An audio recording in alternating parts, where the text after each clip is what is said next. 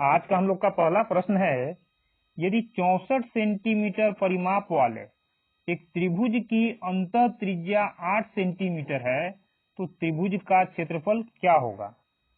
यहाँ हम लोग त्रिभुज का क्षेत्रफल डायरेक्ट फॉर्मूला अप्लाई करके निकाल सकते हैं। कैसे? त्रिभुज का क्षेत्रफल बराबर हो जाएगा 1/2 इंटू त्रिभुज का परिमाप गुना में त्रिभुज के अंतःवृत्त की त्रिज्या, या इसी को हम लोग शॉर्ट में लिख सकते हैं, area is equal to 1/2 into perimeter into inner radius, यानी त्रिभुज के अंतःवृत्त की त्रिज्या। मान बैठा देंगे 1/2 पेरीमीटर यानी परिमाप कितना है 64 सेंटीमीटर, लिख लिए 64 सेंटीमीटर। इनर रेडियस यानी अंतः त्रिज्या 8, काट लेंगे 2 चौक 8, 64 में 4 से गुना किया जाएगा, आ जाएगा 256 सेंटीमीटर स्क्वायर। तो त्रिभुज का क्षेत्रफल कितना हो गया? Option number C 256 centimetre square. हम लोग का अगला प्रश्न है, यदि किसी त्रिभुज का परिमाप 28 सेंटीमीटर है, इसकी अंतः त्रिज्या 3.5 सेंटीमीटर है, तो इसका क्षेत्रफल क्या होगा। डायरेक्ट बनाएंगे इसको हम लोग, जैसे पिछले प्रश्न को हल किए हैं। तो एरिया इज इक्वल टू कितना हो जाएगा, त्रिभुज का क्षेत्रफल 1/2 त्रिभुज का पेरीमीटर इंटू इनर रेडियस कितना है 1/2 पेरीमीटर यानी परिमाप हो जाएगा 28, इनर रेडियस अंतः त्रिज्या 3.5, 3.5 को लिख सकते हैं हम लोग 7/2, तो यहाँ लिख देंगे 7/2। कैसे 7/2 आया? 3.5 को पॉइंट खत्म करेंगे, यहाँ हम लोग 10 आ जाएगा, 5 7 35, 5 गुना 10, ये 7/2 आ जाएगा। यानी आपको याद रखना है कि 3.5 का मतलब 7/2 होता है। तो 2 से इसको काट देंगे, 14 दूना 28, 2 से यहाँ कटेगा 2 7 14, 7 7 49, क्या निकल रहा है क्षेत्रफल यानी सेंटीमीटर स्क्वायर। तो त्रिभुज का क्षेत्रफल कितना हो गया? Option number A 49 centimetre square. हम लोग का अगला प्रश्न है, एक समकोण त्रिभुज की दो छोटी भुजाओं की लंबाई 7 सेंटीमीटर और 24 सेंटीमीटर है, तो इस त्रिभुज के परिवृत्त की त्रिज्या क्या होगी। तो समकोण त्रिभुज के परिवृत्त की त्रिज्या कैसे निकालेंगे हम लोग? तो समकोण त्रिभुज के परिवृत्त की त्रिज्या capital I is equal to होता है कर्ण बटा 2 या हाइपोटेनस बटा में 2। लेकिन अब हाइपोटेनस आएगा कहां से? तो इसको हम लोग डायरेक्ट बना सकते हैं। कैसे? 7 24 त्रिभुज का दो भुजा दिया है और त्रिभुज है कैसा? समकोण त्रिभुज। हम लोग जानते हैं कि 7 24 25 क्या ट्रिपलेट है, 7 24 25 ट्रिपलेट है, जिसमें 7 24 दो छोटी भुजा है, तो बड़ी भुजा क्या हो जाएगा? यही हम लोग का कर्ण होगा। तो कर्ण के जगह यानी कर्ण यानी हाइपोटेनस, तो हाइपोटेनस की जगह यहाँ हम लोग हाइपोटेनस बैठा देंगे और 2 से भाग दे देंगे, कितना आ जाएगा? 12.5 सेंटीमीटर। यानी कि इसको यदि हम लोग त्रिभुज बनाकर सेट करेंगे तो 7 24 25 कर्ण, और कर्ण का ही आधा हो जाता है हम लोग का समकोण त्रिभुज के परिवृत्त की त्रिज्या। तो यही हम लोग का हो जाएगा परिवृत्त का त्रिज्या कैपिटल R। ऑप्शन नंबर ये हम लोग का आंसर हो जाएगा।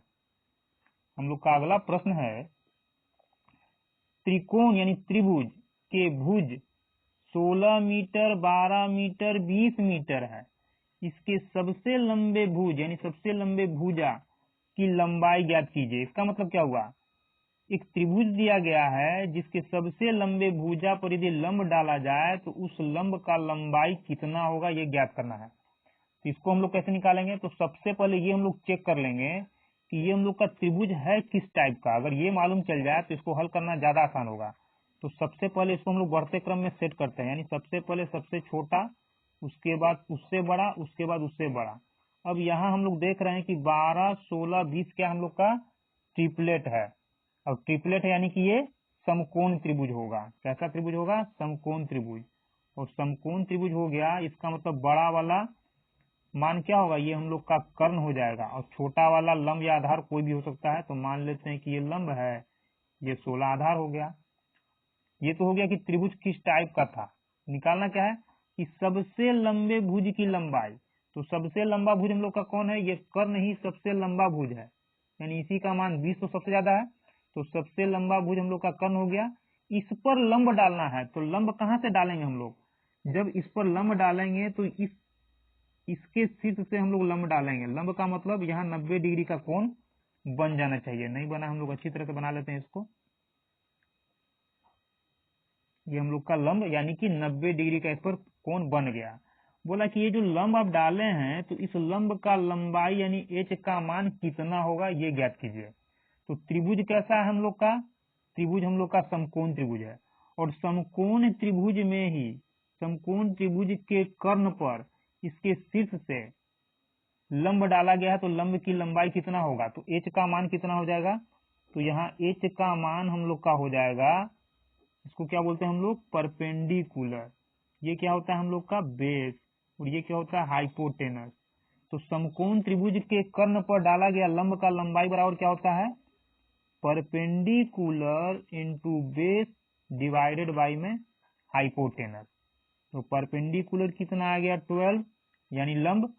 बेस कितना आ गया, आधार 16 है, बटा हाइपोटेनस यानी कर्ण कितना हो गया 20।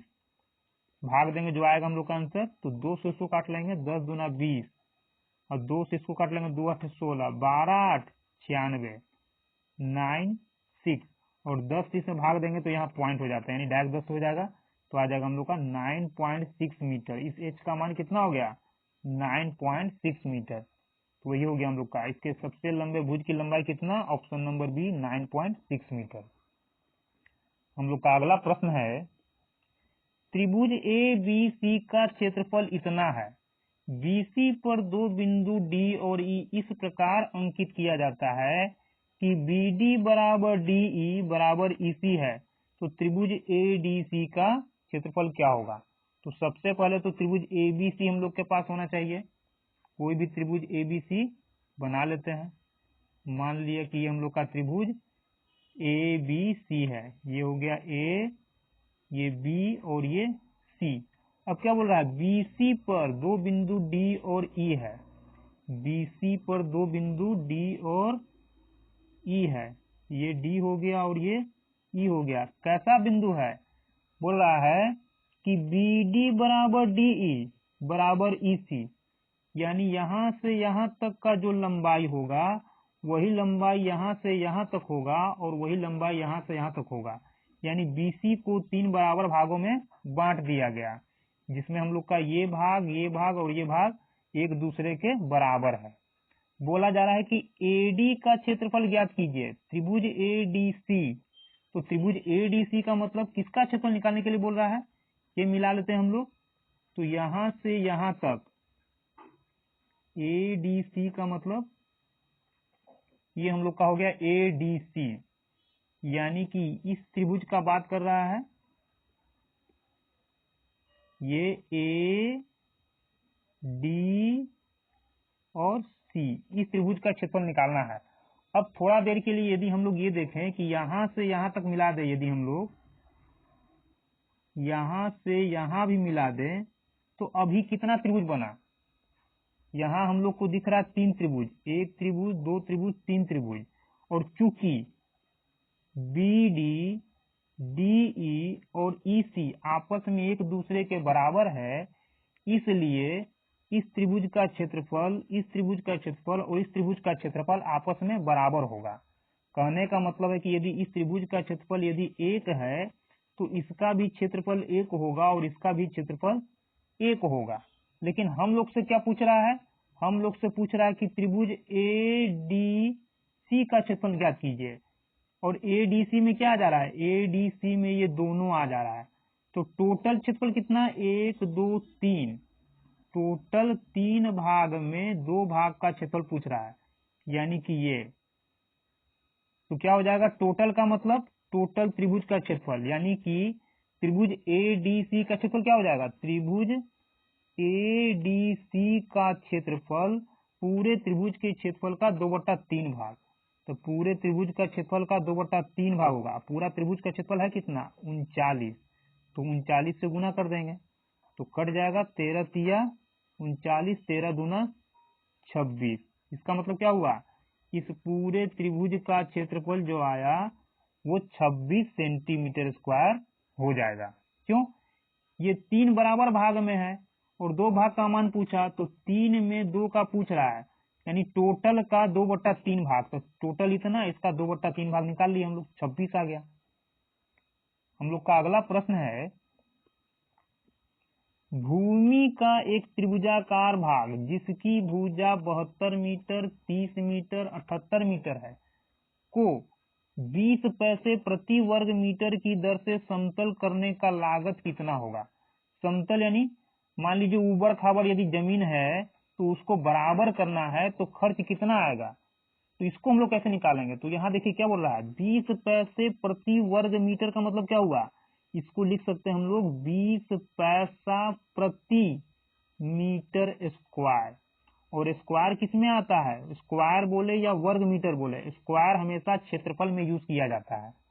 यानी कि खर्च कैसे लग रहा है, क्षेत्रफल के हिसाब से, यानी कि त्रिभुजाकार भाग का जो भी क्षेत्रफल होगा 1 मीटर स्क्वायर का खर्चा इतना आ रहा है, तो टोटल खर्चा क्या होगा, तो टोटल खर्च के लिए खर्च बराबर क्या हो जाएगा, खर्च बराबर हो जाएगा हम लोग का खर्च बराबर एरिया, यानी जितना क्षेत्रफल आएगा इनटू 20 पैसा है ना, तो 20 पैसा को हम लोग रुपया में बदल लेंगे, यही हम लोग का टोटल खर्चा होगा। यानी कि त्रिभुजाकार भाग का क्षेत्रफल में हम लोग क्या करेंगे, 20 पैसा से गुना कर देंगे तो टोटल खर्चा आ जाएगा। अब टोटल खर्चा निकालने के लिए तो एरिया निकालना होगा, तो एरिया कैसे निकालेंगे, तो एरिया निकालना है त्रिभुजाकार भाग का, तो सबसे पहले ये देखेंगे कि त्रिभुजाकार भाग है किस टाइप का त्रिभुज, तो उसको जानने के लिए सबसे पहले इसको हम लोग बढ़ते क्रम में पहले सेट कर लेते हैं। यानी 30 को पहले लिखेंगे, 72 को बाद में, 78 को उसके बाद, बढ़ते क्रम में सेट हो गया। और यहाँ हम लोग चेक करेंगे कि ये ट्रिपलेट बन रहा है कि नहीं बन रहा है। फायदा क्या होगा, यदि ये ट्रिपलेट हो जाता है तो हम लोग मान के चलेंगे कि यदि ट्रिपलेट है तो समकोण त्रिभुज, और समकोण त्रिभुज का एरिया निकालना आसान होता है।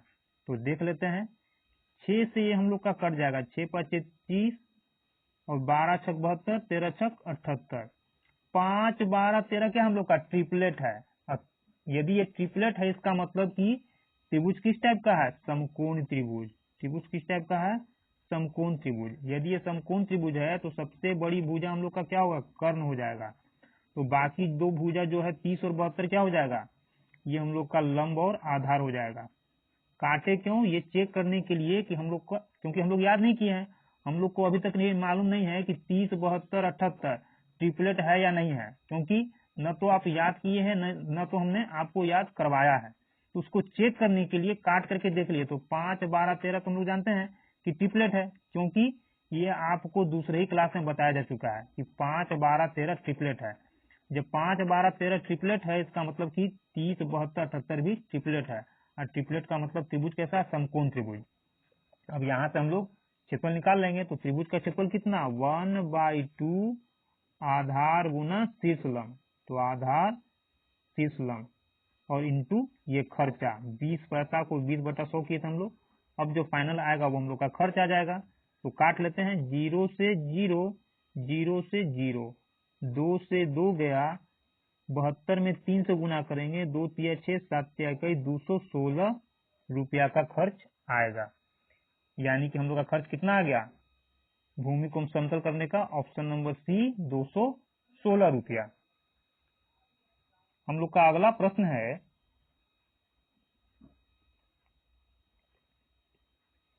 तीन त्रिभुज को एक बड़े त्रिभुज के 3 भागों में से इस तरह बनाया गया कि प्रत्येक छोटे त्रिभुज की प्रत्येक भुजा बड़े त्रिभुज की भुजा का 1/4 है। पहले इतना हम लोग बना लेते हैं। क्या बोल रहा है, बड़ा त्रिभुज, कोई बड़ा त्रिभुज बना लिए, ये हो गया हम लोग का बड़ा त्रिभुज। अब बड़ा त्रिभुज में बोला जा रहा है, नाम देने का इसका जरूरत नहीं है, 3 त्रिभुज को एक बड़े त्रिभुज के 3 कोनों से इस तरह बनाया जाता है। बड़ा त्रिभुज का एक तीनों कोना को काट करके क्या किया जाता है, तीन त्रिभुज बना जाता है। तो तीनों कोना से काट लिए तो तीन त्रिभुज बन गया। एक त्रिभुज ये बना, एक त्रिभुज ये, एक त्रिभुज ये।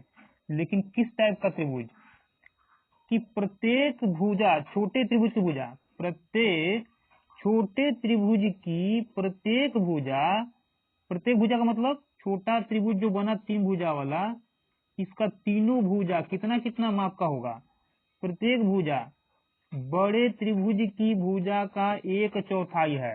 यानी बड़े त्रिभुज का भुजा का जो भी लंबाई होगा उसका 1/4। अभी तो हम लोग को यही नहीं पता कि इसका लंबाई कितना है। तो मान लिए कि बड़े त्रिभुज का भुजा का लंबाई कितना मान ले हम लोग, 4 मान लेंगे। अब 4 क्यों मानेंगे, क्योंकि बोल रहा है कि बड़े त्रिभुज की भुजा का 1/4 भुजा होगा, किसका, छोटा त्रिभुज का। तो बड़े त्रिभुज का भुजा का लंबाई हम लोग ऐसा मानेंगे जिसका 1/4 भाग, यानी 4 से भाग देना आसान हो। तो जब ये हम लोग का 4 होगा तो इसका 1/4, तो 4 का 1/4 क्या होता है, 4 से 4 भाग देंगे 1 आएगा। यानी कि इसका लंबाई कितना हो जाएगा, भुजा का 1, और ये भी 1 हो जाएगा, ये भी 1। तीनों भुजा का लंबाई 1-1 क्यों होगा, क्योंकि बोल रहा है प्रत्येक छोटे त्रिभुज की प्रत्येक भुजा, यानी तीनों भुजा का मान कितना होगा, 1/4 ही होगा। यानी कि 1 यदि इस भुजा का मान है तो 1 यहाँ होगा, 1 यहाँ भी हो जाएगा। अब दो प्रकार का त्रिभुज हम लोग के पास आ चुका है, एक छोटा त्रिभुज, एक ये पूरा वाला बड़ा त्रिभुज। तो बस सबसे पहले इतना ही का हम लोग काम करेंगे, छोटा त्रिभुज और बड़ा त्रिभुज क्या है, हम लोग का त्रिभुज है। ये ले लिए हम लोग भुजा, और ये हो जाएगा हम लोग का एरिया। क्योंकि बोल रहा है क्षेत्रफल और क्षेत्रफल, क्षेत्रफल का ही बात कर रहा है, तो भुजा निकालेंगे, क्षेत्रफल। अभी हम लोग देखेंगे कि छोटे त्रिभुज का हम लोग का भुजा का मान कितना आया, 1, लिख लेंगे 1। बड़े त्रिभुज का भुजा कितना मान है, 4, क्योंकि जब ये 4 माने तभी तो ये 1 आया। अब पूछ क्या रहा है, तीन छोटे त्रिभुज का कुल क्षेत्रफल। क्या बोल रहा है, तीन छोटे त्रिभुज का कुल क्षेत्रफल। ये त्रिभुज हम लोग का हो कैसा जाएगा, सबसे पहले त्रिभुज कितना, टोटल 3 छोटे त्रिभुज, छोटा त्रिभुज कितना, 3। और किस टाइप का त्रिभुज ये है, ये हम लोग का त्रिभुज है, यहाँ भुजा 1, यहाँ 1, यहाँ 1। तो कह सकते हैं हम लोग कि ये समबाहु त्रिभुज है। तो छोटा त्रिभुज किस टाइप का है, समबाहु त्रिभुज। तो क्षेत्रफल कितना हो जाएगा, तो समबाहु यानी छोटे त्रिभुज का क्षेत्रफल, समबाहु त्रिभुज का क्षेत्रफल √3/4 इंटू भुजा स्क्वायर। भुजा 1 है तो 1 का स्क्वायर 1 होता है। लेकिन कितना त्रिभुज, 3 छोटा त्रिभुज, कितना, 3 त्रिभुज है। एक त्रिभुज का क्षेत्रफल ये, तो 3 त्रिभुज का क्षेत्रफल कितना होगा, उसके लिए 3 से गुना कर देंगे। ये तो आ गया छोटे 3 त्रिभुज का क्षेत्रफल, यानी तीनों छोटे त्रिभुज का क्षेत्रफल ये हो गया। अब बड़ा त्रिभुज क्या होगा, तो जब यहाँ हम लोग भुजा 4 लिए हैं तो ये भी भुजा हम लोग का 4 हो जाएगा, और ये भी भुजा हम लोग का 4 हो जाएगा। क्यों, क्योंकि जब ये 1 लिए हैं तो 1 कहाँ से आया, चौथाई भाग। तो पूरा 4 लिए तभी तो 4 का 1/4 भाग 1 आएगा। यानी कि ये बड़ा वाला त्रिभुज भी हम लोग का कैसा हो गया, समबाहु त्रिभुज। तो इसका क्षेत्रफल कितना हो जाएगा, तो समबाहु त्रिभुज का क्षेत्रफल होता है √3/4 इंटू भुजा स्क्वायर। भुजा कितना, 4, तो 4 का स्क्वायर तो 16 हो जाएगा। काट लेंगे, अनुपात में है तो यहाँ अनुपात है ना, तो √3/4 से √3/4 दोनों साइड में गया। यहाँ कितना बच गया, 3, यहाँ कितना, 16। तो इधर 3 बचा हुआ है, इधर 16 है। लेकिन ये 3 क्या लिख लेते हैं हम लोग, 3 और 16। 3 क्या आया, तीनों छोटे त्रिभुज का क्षेत्रफल। 16 क्या आया, बड़ा त्रिभुज का क्षेत्रफल का अनुपातिक मान। लेकिन पूछ क्या रहा है हम लोग से पूछ रहा है कि 3 छोटे त्रिभुज का क्षेत्रफल, यानी इसका मान लिख लिए, तीनों छोटे त्रिभुज का क्षेत्रफल और बड़े त्रिभुज के शेष क्षेत्रफल के बीच का अनुपात। तो टोटल त्रिभुज का क्षेत्रफल 16 है। टोटल त्रिभुज का क्षेत्रफल यानी बड़े त्रिभुज का क्षेत्रफल अनुपात में 16 आया। 16 में 3 क्षेत्रफल जो है तीनों छोटे त्रिभुज का है, तीनों छोटा त्रिभुज का है। तो तीनों छोटा त्रिभुज को हम लोग हटा देंगे तो शेष कितना बचेगा, तो टोटल 16, 16 में 3 जो है तीनों छोटा त्रिभुज का क्षेत्रफल आया। तो 16 में से 3 घटा देंगे तो यही 13 आएगा शेष का भाग। तो शेष हम लोग का 13 आ गया। तो यही तो पूछ रहा था कि 3 छोटे त्रिभुज का कुल क्षेत्रफल, बड़े त्रिभुज के क्षेत्रफल, बड़े त्रिभुज के शेष क्षेत्रफल, तो बड़ा त्रिभुज का शेष कितना भाग बचा हुआ है, शेष क्षेत्रफल का अनुपात कितना होगा। तो ये हम लोग का हो गया शेष, और ये हो गया तीनों छोटे त्रिभुज का क्षेत्रफल का अनुपातिक मान 3:13। यानी कि यदि इसका बात हम लोग करें, इसका बात यदि करें तो ये कितना हो जाएगा हम लोग का, यही हम लोग का 13 है। टोटल त्रिभुज का क्षेत्रफल 16, 16 में बचा हुआ शेष भाग 13, तो तीनों छोटे त्रिभुज का क्षेत्रफल 3 आ गया, बचा हुआ 13, तो बचा हुआ और टोटल 3:13 हम लोग का आंसर हो गया। अब इसमें कहीं भी आपको डाउट है तो आप कमेंट कीजिए, इसको दोबारा से समझाने का प्रयास किया जाएगा।